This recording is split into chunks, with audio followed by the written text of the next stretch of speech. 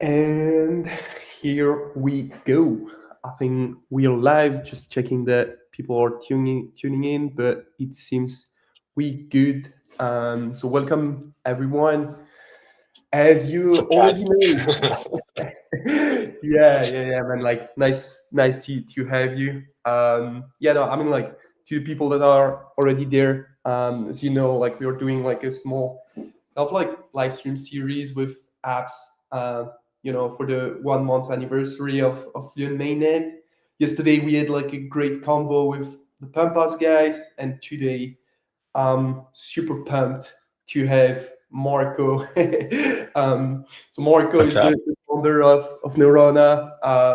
Like the fastest growing stablecoin on Fluent, actually like the Fluent native stablecoin, already sitting at around like 30 mil TVL if I'm not wrong, and integrated into many apps into like the ecosystem. So Marco, welcome. Yeah. Nice to be here, and thanks for setting this up, man. Man, like again, like thanks for joining us. So it's a huge pleasure to always have a chat with you. I'm like kind of like I know the background, like how it went, but like for people here, we are like completely unfamiliar with Nerona, with USDNR. Basically, yeah, what it is, what can you do with it? Give us like the quick rundown. Yeah, I guess I'll give the quick download on to like what Nerona is. You've sort of like started by saying yes, we're the Fluent Native stable. We um, we are basically building a stablecoin, a yield-bearing stable, and a neobank on Fluent. We have been working very closely with the team since the beginning, just to really like scope out like what does it mean to create. I guess like what's the best of both worlds, like DeFi yield, but also adoption, right? Just like using stablecoin as a means of payments are no longer just a talking point from like the 2021 era, but you can actually see massive growth on the stats of all of these neobanks. So just to take a step back, so Nerona is a stablecoin neobank. We have I would say three products. One is USDNR, which is the Fluent native stable that we built with the Fluent team. So that's a simple T-bill backed stablecoin similar to most of the other stable that you are aware of. We have SUSDNR, which is the yield bearing version of USDNR. We're not might be going into like the nitty gritty a bit, but like we're not doing any of the yield splitting and and like all of that. So if you hold USDNR, it would be the same as like holding other T-bill-backed stablecoin.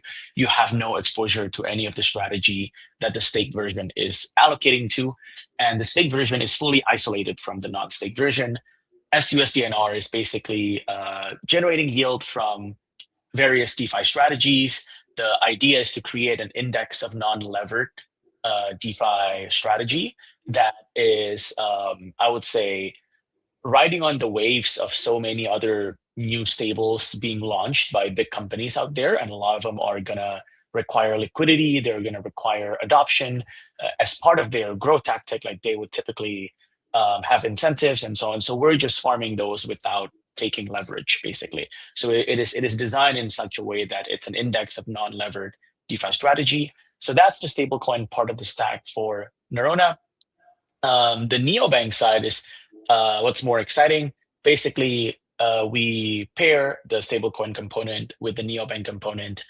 I can expand a bit more on it, but the core idea is that we do believe that as a neobank, it is like imperative to have a bit of control over the underlying stable that you are working with. It's just much better for the whole stack, and to have like a fairly specific focus on what you want to do with the neobank itself. Yeah, that might be a bit of a mouthful, but that's the summary. Do you have any questions, sir?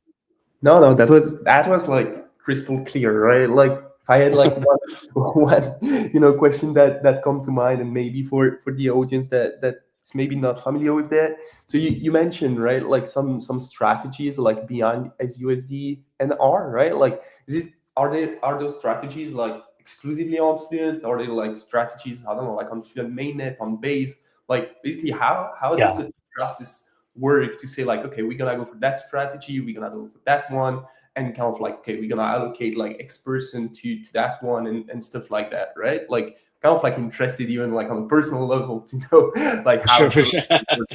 work. No, no, that's a very good question, and we are very transparent about this. So you can go to app.lerona.xyz/transparency, in which we will describe like where we are like where we are currently allocating capital. So it is multi-chain. It is multi-chain blue chip DeFi like Aave, Euler, Morpho, and so on. Over time, we are still going to stick into our thesis that we're not going to ever loop or take leverage on these strategies, right? Because we are already taking the basic smart contract risks, even if it's like Aave, Morpho, like Morpho just raised a lot of money.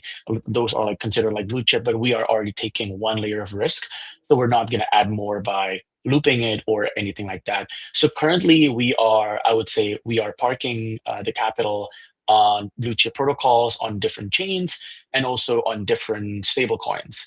Over time, this doesn't mean that we won't increase the allocation to Fluent. Obviously, that would depend on what type of yield would be available on the chain, right? Like how scalable that yield is. But part of our thesis is that as we see more and more of these traditional financial firms like putting their products on chain, and again, like even that in itself like has nuances, like we're not like touching private credit fund or like anything like that. But like if it's like BlackRock money market fund, like if like if it's like broadly like available on a lot of chain, even Fluent, then we would hold that, or we would lend against that, for instance. So that's the thinking. We have been receiving feedback, and one of the initiative that we want to do is to create more of a type of weekly transparency update. Like a very short video, just like, hey, here's where we allocate our money for the past week. Like 3 or 5 minute like videos of just explaining that, and a quick thought on our takes on the market, and also just like broadly like what's our risk methodology. So that's like going to be one of the improvements that we are targeting. One more thing, like I know I've been yapping a lot on this, but like one more thing, just to be transparent a bit. If you looked at our website, also you can see that USDNR is built using M0 technology. You can see like all of the documentations, all of the code, and the state version is also built with Upshift and with an MPC on the back end. So it is not controlled by the team solely. Like there's multi-layer, multi-sig wallet constructions on the back end that's using for DeFi and Upshift. Yeah. Love it. No, I think, look, right, like with everything that happened in the industry, right, like across the years, I think like, like being that transparent is kind of like, like table stakes now, right? Like Yeah. you need to provide that level of transparency, and just like give people kind of like, like the information on basically what they are holding, right? Because there are real money Yeah. involved.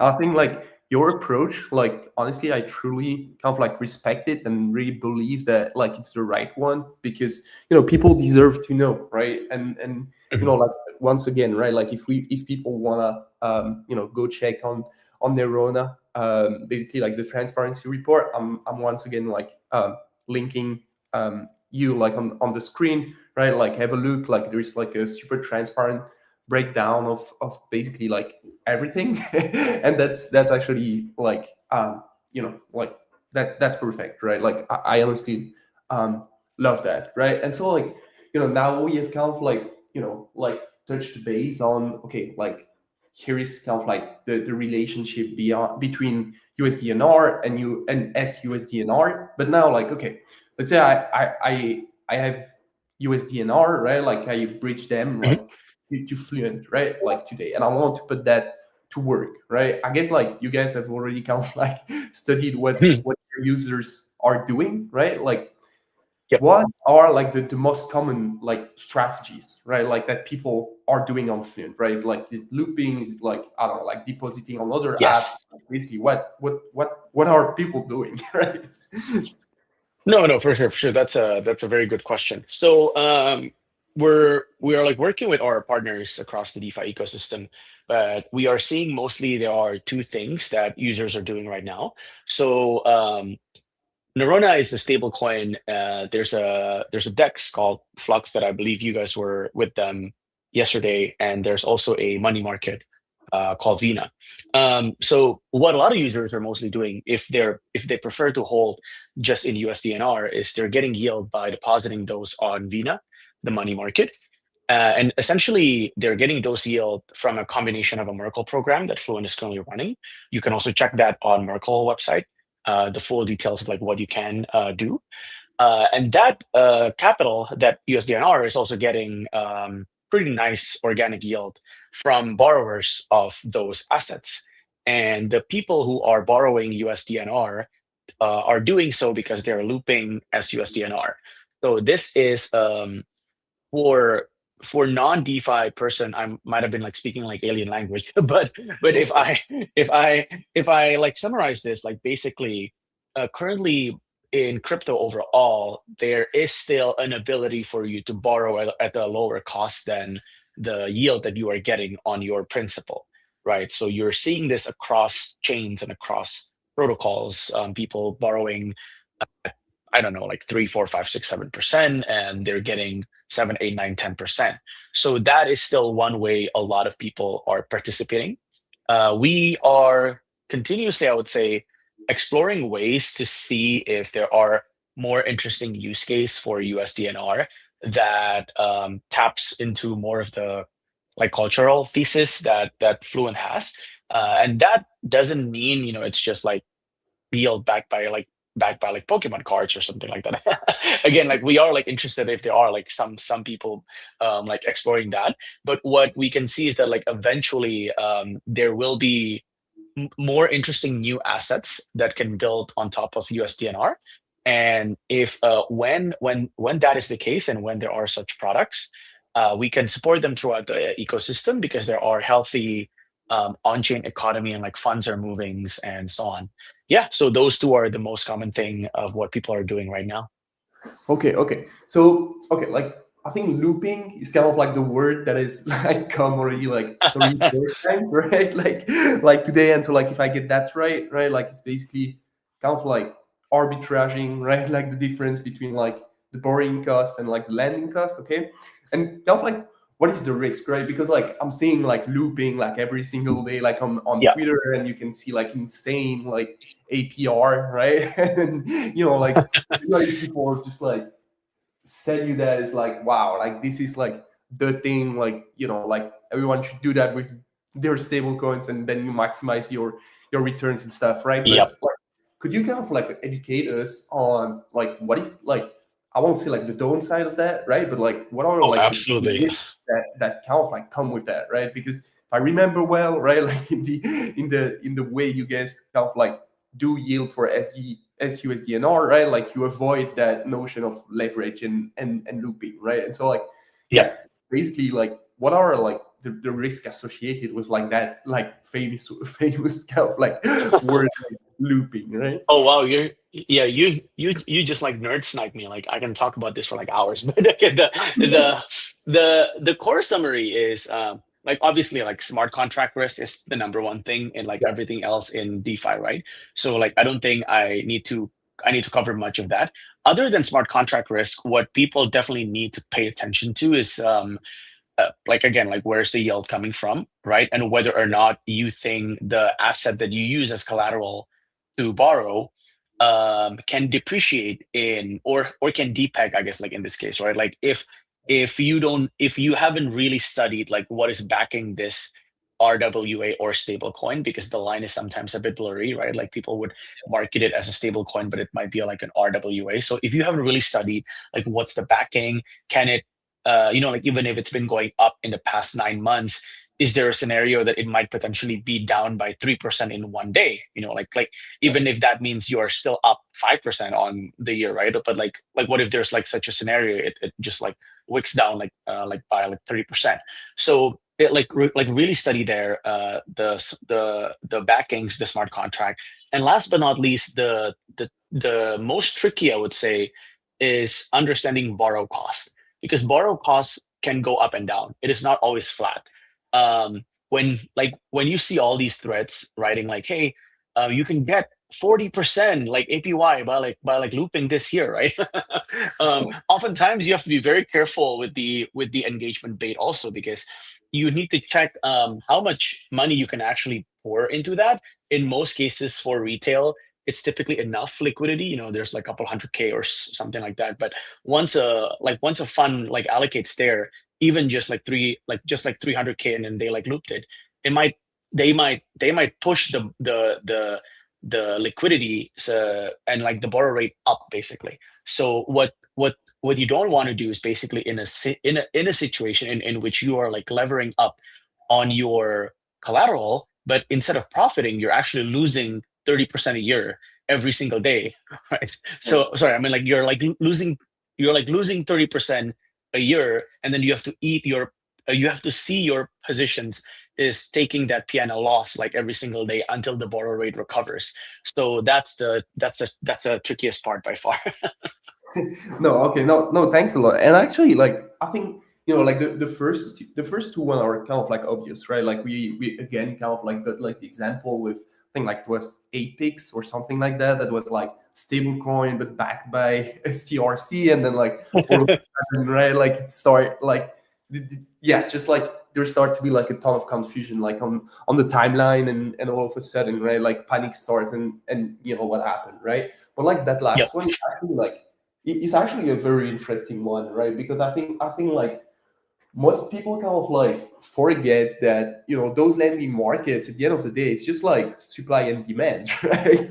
And so Mhm. that means that basically, yeah, like price can go, well, price of borrowing and lending kind of like can go up and down, right? So I think like that was like a very like interesting one that people just like usually overlook, right? So yeah, Right. no, I'm like, thanks for that. I think like people here like in the chat, right? Like you're pretty lucky because Marco is like a DeFi wizard, and like it's always like interesting to get like your takes on stuff like that. But like back to Nerona, right? Like I think you guys now are around, right, like 30 million TVL or something like that, right? And I Yep. mean like in 1 month, like that's massive. So no, I mean like for that, like huge congrats, right? And Thank you, I'm sir. always I'm always kind of like I always want more, right? I'm like, like, so what do you think like it takes, right? Like to get Nerona to, I don't know, 100 million TVL and then like $1 billion TVL, right? Like what are the Yeah, steps like required for achieving like that amount of growth? this is actually a very good question because um, I mean, there are a lot of nuance, right? Like, how much TVL do you actually need? I mean, if you're a chain or if you're a stable coin, you have like a bit of a different unit economics when you're thinking about this, right? I'm sure like you have also seen on the timeline some people saying, "Hey, for X chain or for Y chain, like, is there a point of like having such huge TVL if it doesn't if it doesn't like provides growth?" So I would answer this question in two way. Um, we have USDNR and the staked USDNR, right? Um, for USDNR growth, um, it should be the core focus should be broader fluent adoption, Yep. more applications, more integrations of USDNR with like on-ramp, off-ramp providers and so on. And if the on-chain economy of Fluent is healthy and there are interesting things to do with USDNR, whether that's trading, which is like velocity of money, right? Or like yield, which is like static money. Either way, there are benefits of making sure that you have focus on these two different areas. So that ties with the state vision. So with like SUSDNR, like I would say we would grow as we scale. So we just announced like the points program, but like as that goes live, and like we do like more of a like awareness push in terms of like what you can and cannot do. Like we do expect that would scale further.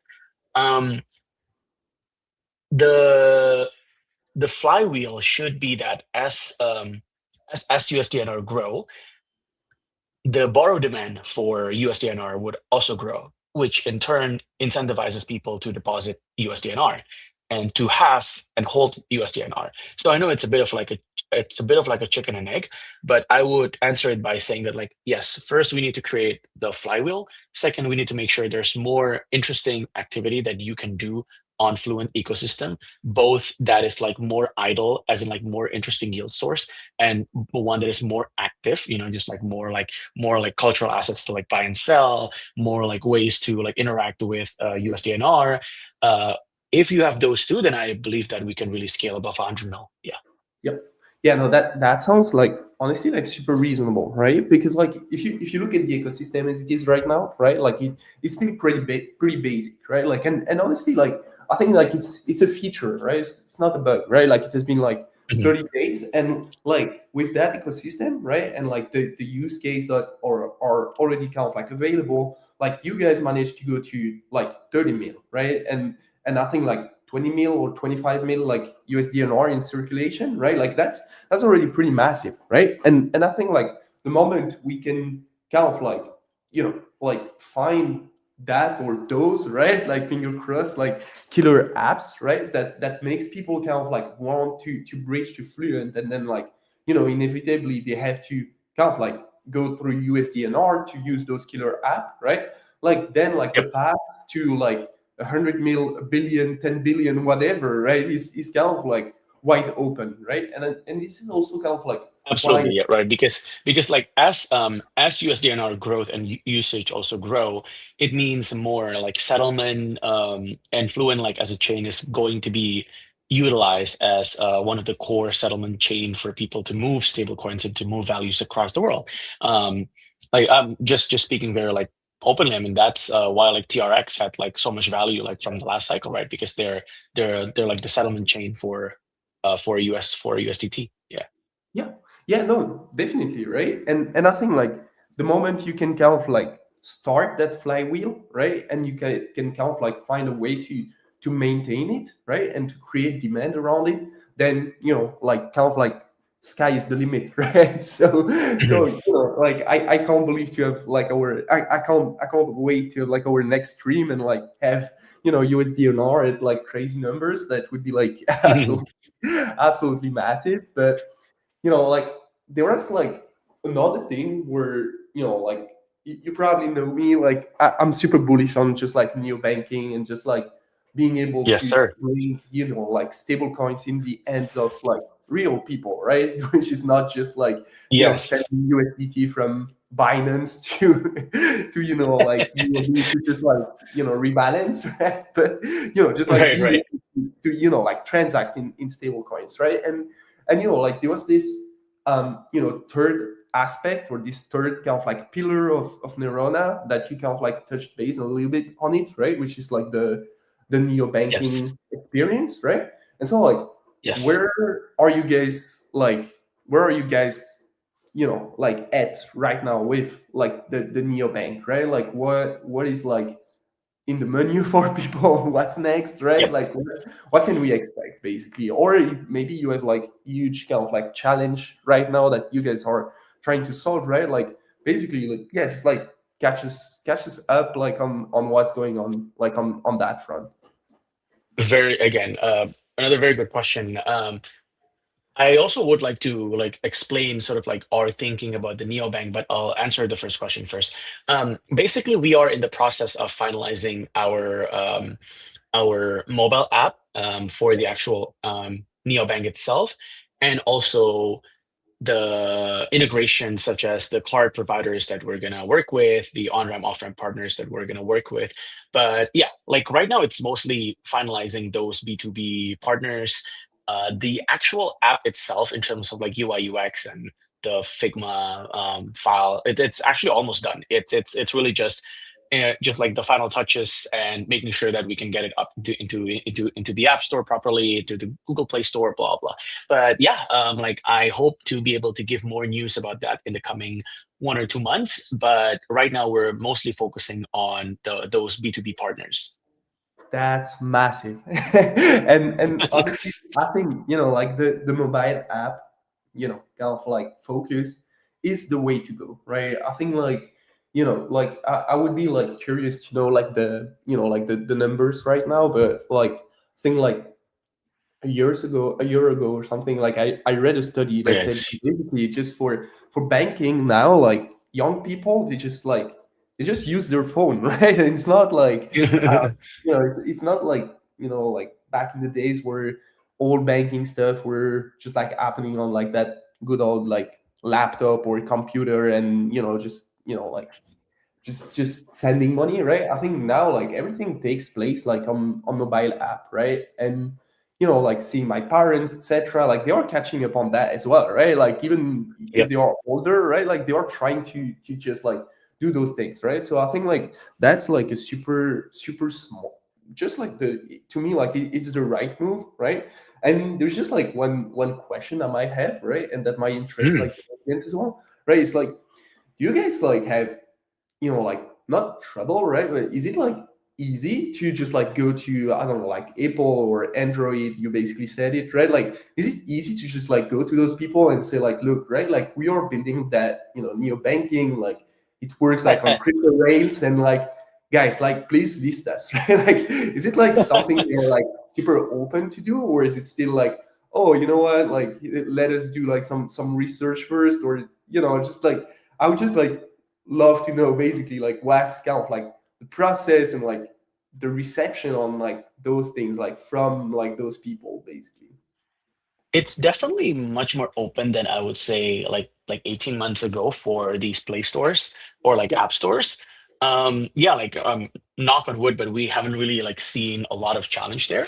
Yeah, like in terms of that side, it's actually I would say pretty straightforward. What would be like interesting and maybe like just like a soft shell for me, so I need to be a good founder. If you looked at our website, why we say wealth management on chain, right, instead of like neobank, for instance, like Yeah. why we use that language, it's because these days, or maybe not even these days, like only in the past week, I've seen so many of the CTKOL that mostly follows neobank have sort of starts to write about the cashback program. Is it sustainable? Oh, when Yeah. they say they offer like 0% FX fee, is it actually 0% FX fee, right? Blah blah. And like, where am I going with this? Basically, the reason why we we approach Nerona in such a way. And I think this is the first time I might have like publicly said this. So it's good.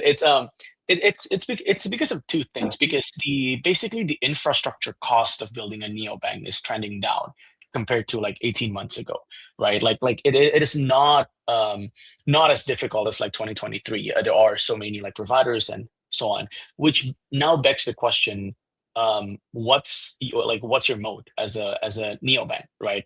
If you go mass market and like everybody goes mass market, the one that's making money like at the end of the day is just Visa still, right? Or maybe like Rain or like all of these like middlemen. But you as like the final product, like it's a race to the bottom.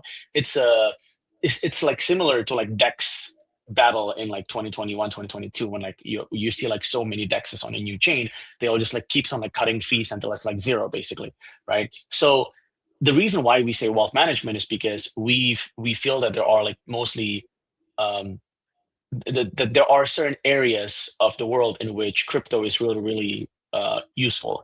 So a lot of the activities of stablecoin are still mostly happening offshore or outside of the United States. There are a lot of countries that a lot of people in many countries that wants to hedge their FX risks, their local currency risks, their government or like political instability risks, and so on. So there's a lot of like these, I would say, like unserved people outside like of the United States that like really like understands that there's like a need for such a thing, and why we pair it with the stable coin.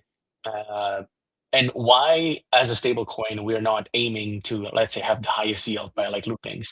That's because we understand that crypto native people, cost of capital, like people like me, people like other DeFi funds, the cost of capital would always be very high. Like as in like we are kind of mercenary, just to be candid, right? Like we want like high yield. So you like eventually have to tap into people with lower cost of capital. So these are mostly people that might have money on a centralized exchange on certain countries, right? But they don't know how to go to DeFi.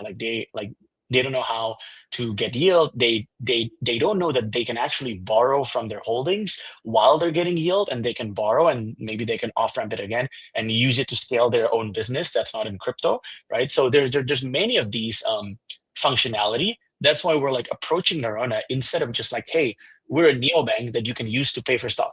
No, we're not that. Like we're a wealth management platform that you can get yield, you can spend, you can borrow, and you can ask the concierge for advisory and like consultancy about on-chain money management. Like what Yeah. is the regulation, like what if I am a citizen of country A and I want to move to country B, what's the legal way to do that? What is the off-ramp provider here? Who's the trading desk? So we really want to be like that. That's why we kept on using like the word like a private bank. But again, full disclosure, we're not a banking entity. It's just like Yeah. the experience, we want to make it like a private bank. Yeah. Yeah, yeah, no, and I love that, right? I think like one of the biggest problem of those neobanks, right, is that like there isn't like, I mean, like you can't be for everyone, right? Like at some point you need to pick, you need to pick a niche, right? And like, like I think you slightly touched on it, right? But like, is the idea like on your side still to kind of like go for those like ultra high, network, individual networks individual, or is it, or you kind of like shifting that, right? Like I guess like the answer is Yeah. like yes, we still go for those people, right? But like, like I guess like it's Here's also, the yeah, here's go the for it. very minor alpha, but if competitors are listening to this, it's actually a very good alpha. No. It's a we are targeting people worth $2 to $20 million. That's the immediate TAM. Like we're not like targeting family office like uber rich and so on. Like those people have Yeah, their own infrastructures, but we're mostly targeting those people in the underserved like APAC region. yeah. Okay. No, no. I mean, like, look, right? Like, it's in my opinion, just being able to be like, okay, we have like segmented the market, and we want to go for that specific audience. To me, it's kind of like putting you guys like ahead of like a lot of people, right? So for that, like again, right? Like that's something that makes me like super, super, just like bullish on you guys, right? So no, I mean, like, look, right? Like, it has been like already like half an hour. I haven't seen like the time go. To be honest, I don't know if you want to add one last thing before we just like wrap up. Otherwise, like we just like conclude. Um, No, yeah, like I would just close it very quickly by saying, yeah, like we will be a lot more public with this. So if you guys have any feedbacks or like feature requests or like anything like that, feel free to join the Discord or like tag me on like Twitter or do anything like yeah. But like we are targeting to be able to share more details about the app itself in the next coming months. Yeah, Let's go. We definitely like will monitor that like super closely. Yeah, no, I mean like super pumped for that. And yeah, Marco, you know what? Like thanks just like a ton for joining us and just like taking the time to catch up, to just like catch us up. I would say like on for all sure. Nerona, but also like like educating us like on some like DeFi stuff. Like it's always like a huge pleasure to just like learn For on sure. your side as well. So no, I mean like thanks a lot for your time. Thanks for joining. And just like once again, right? Like congrats on the launch. You Appreciate guys it, sir. are just like crushing it. So okay, all right. Okay. Thank you, Marco. Thanks to everyone that tuned in. And the next live stream will probably be tomorrow around that time with Vina. So see you in a bit, guys. Thanks, guys. Take care. See you.